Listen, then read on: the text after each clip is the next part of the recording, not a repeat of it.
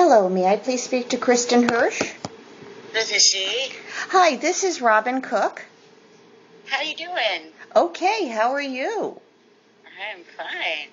Cold day in Texas. Crazy. Uh-huh. Are you having fun here? I'm definitely having fun. I was at your show last night and you were amazing. Aw, thank you, sweetheart. That's awesome. So, It was very kind of you to be there. okay, That was a chaotic one. Kristin, it's really great to speak to you, especially after the last South by Southwest, which kind of didn't happen. Yep. Yeah. Can I ask you first, I understand you're working on a book about being a parent and raising your boys as a musician. Do you want to talk about that?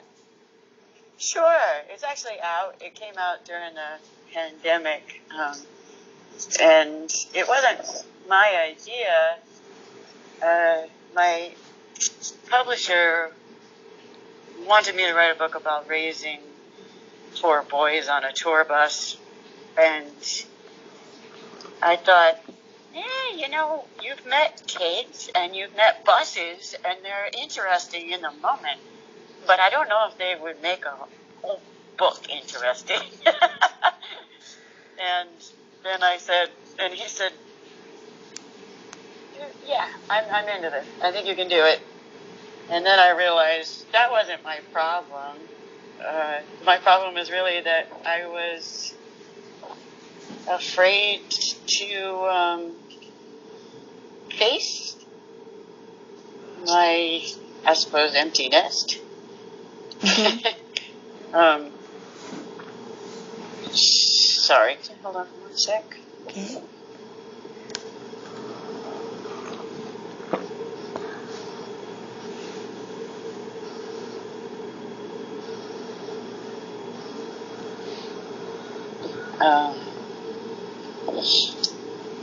And he said, well, if I plan it right, then you'll be letting go of your youngest just as the book is published.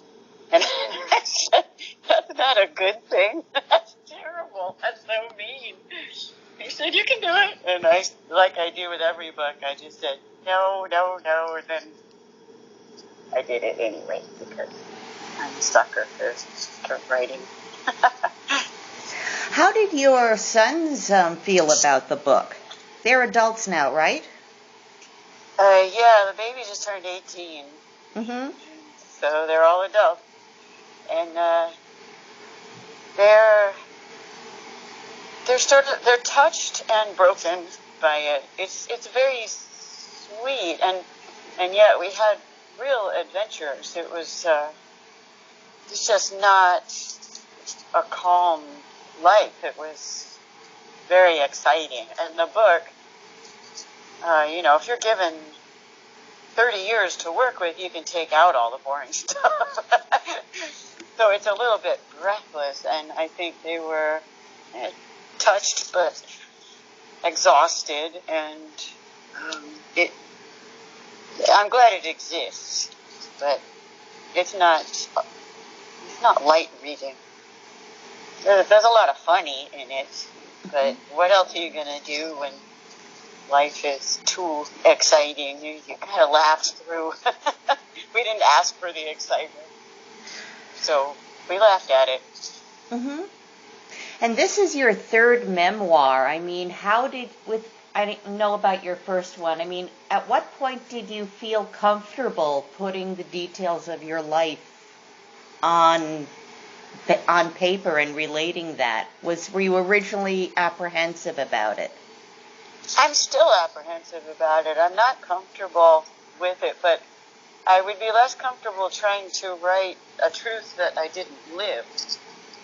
This is a full-on sensory involvement that is like self-hypnosis for me. And I write in the middle of the night. I get up at about 2 o'clock in the morning, and I put in a full day's work before the full day's work starts, just so that I can be in a peace between night and day where your senses can time travel and pull stories out of the ether that you don't live consciously every day. They're all sitting there, and they're all true. I make sure that the other people in the books remember everything the way I do, so it isn't colored too much by my subjectivity. But it's just like music that way. I have to pretend that no one is going to witness the work in order to work in a vacuum. So basically, there are definitely some things that songwriting and you're conveying a part of yourself. Yeah. It's all autobiographical. All my music is as well, and literally true, even though it sounds like poetry and reads like fiction. I don't know, life does too. Life is very poetic, and it's a story. I'm wondering, you're still recording as a solo artist and with Throwing Muses, right? That's right, and I have a band called 50 Foot Wave as well. And how do you manage to balance those different aspects of your musical career? It's up to the songs and the guitars. The songs come with 3 different voices. One solo, one noise rock, and one more art rock, like Throwing Muses. When I reach for the guitar in a moment of inspiration, that's when the choice is made, I suppose. I only know that in retrospect, but I write Throwing Muses songs on my Strat and my Tele, 50 Foot Wave songs on my SG or my Les Paul, and solo songs on my Collins. Mm-hmm. My drummers tell me that's a really dumb system, but I've been doing it for a while now, and I think I'm going to stick with it. Could you tell me a bit about 40 Foot Wave, because that project? It's 50 Foot Wave, like 10 more feet on. Sorry. That's okay. We were named after a painting. It's a noise rock band that we started in LA. We wanted to experiment with no one knowing who we were. It's the bass player from Throwing Muses, Rnrg, myself, and then a different drummer. And the sound is noisy. I didn't tell anyone I was me. So they just thought we were kids from LA, which we were, but it was an interesting experiment in working against the attention in the industry. I wanted to engage only in DIY practices, when the cooperative of people volunteering their time and working live, so that we could put in an honest day's work and not play that bought and paid for spotlight game that is the music industry. I didn't want 50 Foot Wave to sign with a record label. I didn't want 50 Foot Wave to buy any radio play or press. I wanted to see what music was outside of the sphere of attention. And so we lived on the road. We played at home in LA, and we recorded, but we didn't try to sell. We just wanted to play. And at one point, we made a record called Free Music, meaning free music because we're going to give it away, but also because we wanted to free it from the almighty dollar and that attention game that is all about ego and money. And so we did 2 million downloads of that record, and Billboard magazine found out and freaked out, saying like, "Who are you? You know, we need catalog numbers and all this stuff." And I talked to them for a long time, saying, "Yeah, don't worry about it. Just leave us out." And they say, "We're not allowed to do that.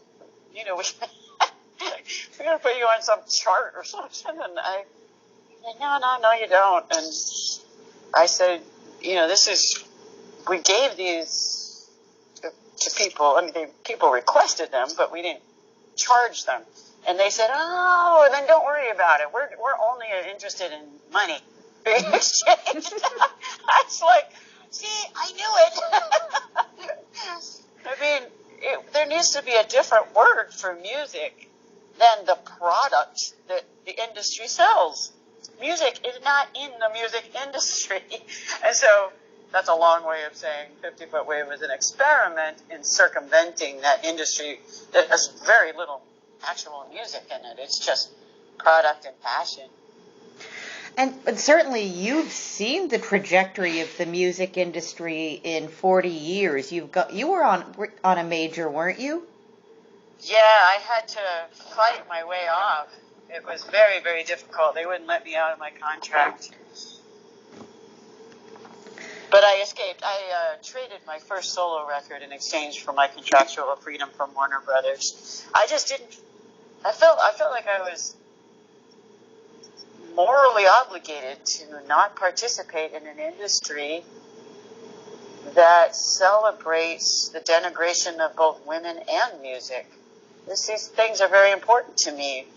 Real women are not useless, underweight, made-up fashion dolls, and real musicians don't play product.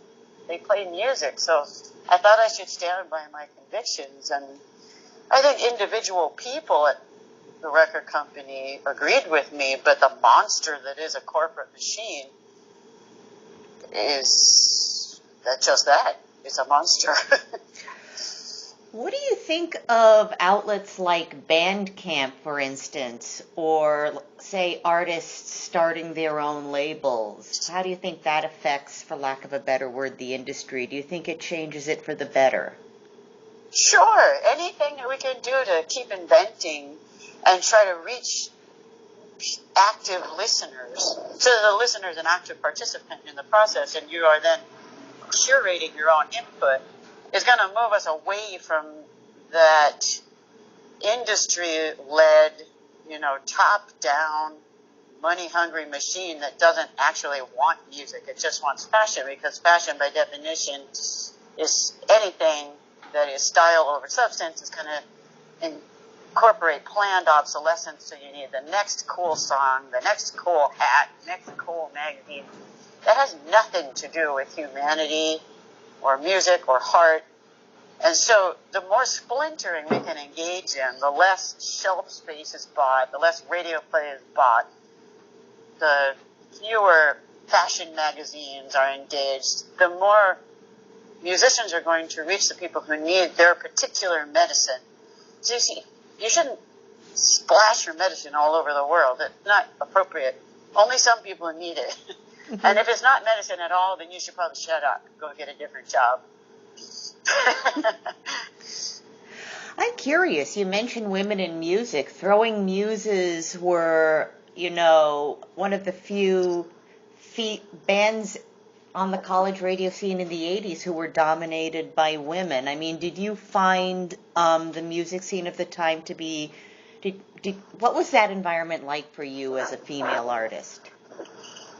My bass player, Leslie Langston, and I had started the band in high school, and she was a little older than me, and she seemed like a grown-up. She just seemed so together, and I let her tell me what to do, and it never occurred to either of us that we were any more women than anyone else. Mm-hmm. That we were playing with, because we were playing music. Like, we wouldn't have thought in such a superficial manner. And I was talking to her this morning. I talk to her every week, and we're still trying to figure out what happened. And she said, well, we did our best, but you can't play the end game publicly until the end game is public, essentially. We play it personally, and it's very important to us that we're women, but that's for us. Mm-hmm. And I'm going to redefine women in my own band as humans, not the little underweight, made-up, weak dolls that are useless and can't play anything. where dumb is hot is a really bad equation, and I don't want to be hot anyway, except to my mate. None of that is appropriate. So she says we did our best, and I'm gonna trust her on that one. But I don't see it being much better now. Hopefully, with the gender spectrum widening and being that softening the edges of the sexist mentality in the industry, then we'll see some of it playing out, and it will play out in a fashion-y way, but hopefully it will settle into the culture in a deeper way. I'm also curious about, you're a really distinctive singer. I wonder, who are your influences?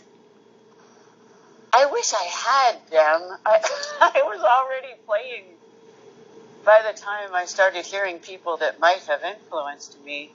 But Sxsw, I think, was a great singer, and in the band X. Oh, yeah. I was just at John Doe's house here in Austin yesterday talking about Sxsw, and she was so good to me over the years. It's amazing to be able to meet a hero and have her be such a kind influence. So what I got from her was kindness, essentially, but I couldn't imitate anyone for some reason. I just learned from her to use your own honesty. It's like, we all know what it's like to lie. Your throat closes, you act like someone else instead of yourself, you're manipulating. And that's the kind of vocal we're used to hearing from people. They're acting, they're lying, they're manipulating, their throat is closed, and it's not their real voice. So I actually do sing with my real voice, and Sxsw taught me to do that, but I don't sound anything like Sxsw.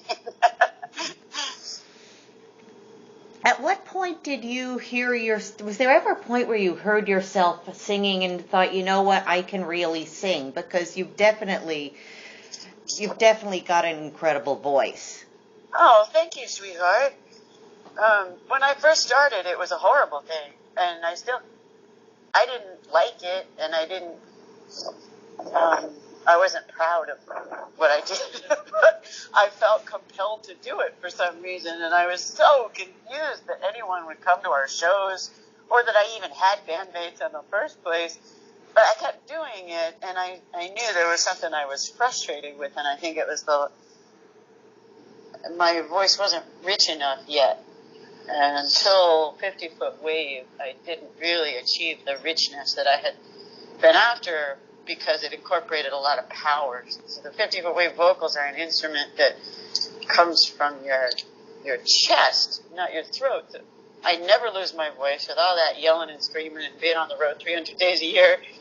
But if I have to play a solo acoustic show where it's cold and nerve-wracking and I'm shy and, like TV and stuff like that, I will lose my voice. Or if I have to talk to too many fans because I'm really shy, then I'll lose my voice, because I get close to those, the vocalists who aren't really telling the truth, and it just closes and it's too high and I can't be honest and I can't be thick and powerful. It's interesting what a voice does when you treat it like an instrument, but I feel like a bystander. It's an instrument you can't even tune, and it can be infected by a hangover. That doesn't happen to a cello. I'm curious if there are any contemporary singers you admire.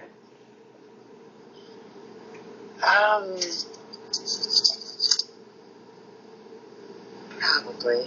Let's see. Fred A-Bomb.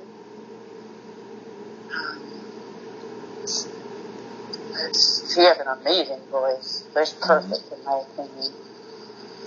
And I think that Tomorrow's Tulips vocals are really great.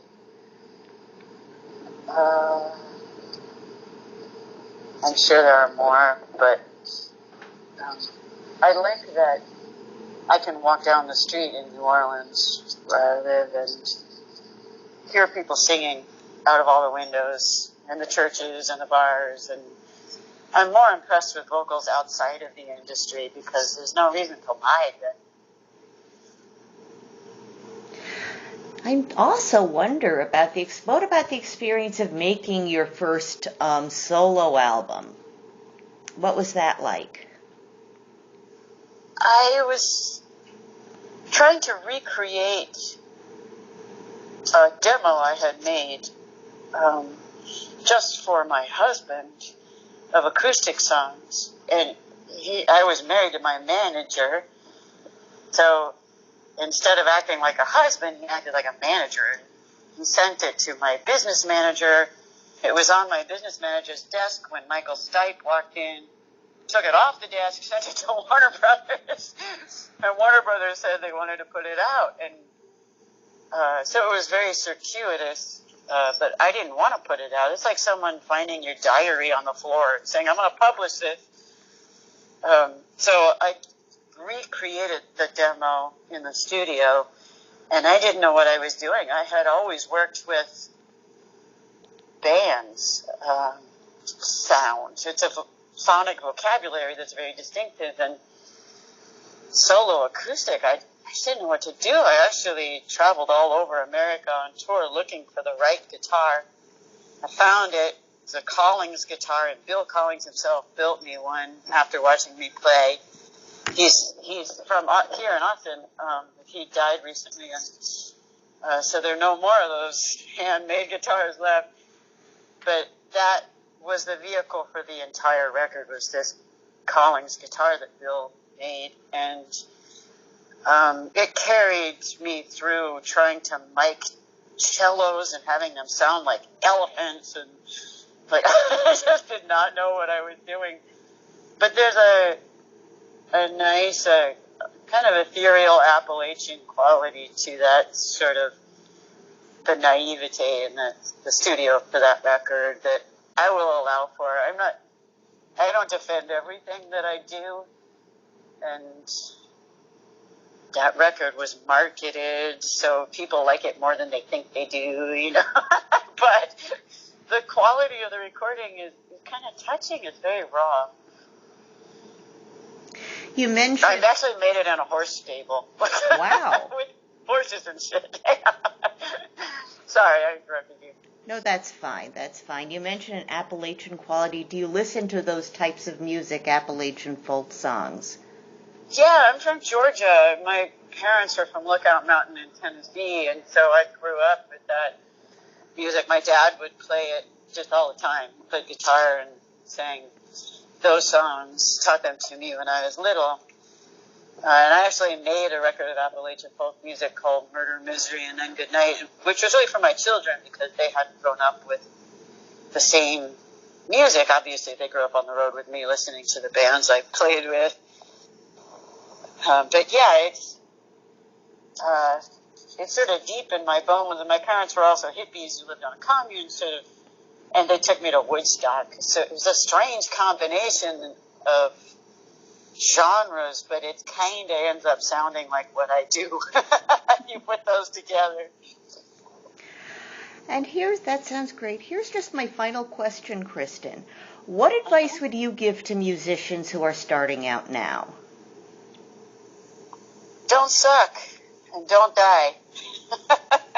This is the name of my second book for a damn good reason, because Vic Chestnut and I used to say that to each other, just swear.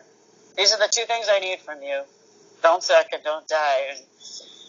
And it means that you have to focus. You can't look to external valuation if you're looking for music.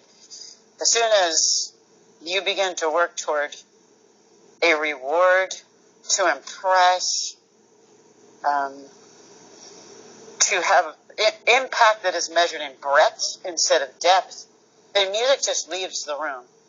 That's self-consciousness, and you have to be selfless in order for music to play. You just grab a piece of it. That's why we call it a piece of music. Music is ongoing. You're lucky if you can grab a piece. So you gotta stay clean. And if you suck, then yeah, somebody could market you and all that. They love suck, but they don't love music, and you have to love music and hate soccer, or we're not going to move forward as a musically literate populace. And then obviously you can die on either end of that, so try not to. Okay. Well, thank you so much, Kristin. Thank you very much. Thank you, Robin. It was great speaking with you. I'm sorry we couldn't meet in person. No, that's great. I'm just glad we could finally happen. Thank you so much. I hope you continue to have fun at South by. Thank you so much, and thank you. Take care. Bye-bye. Bye-bye, sweetheart. Bye-bye. So what do you think? Sounded really good. Yeah, cool.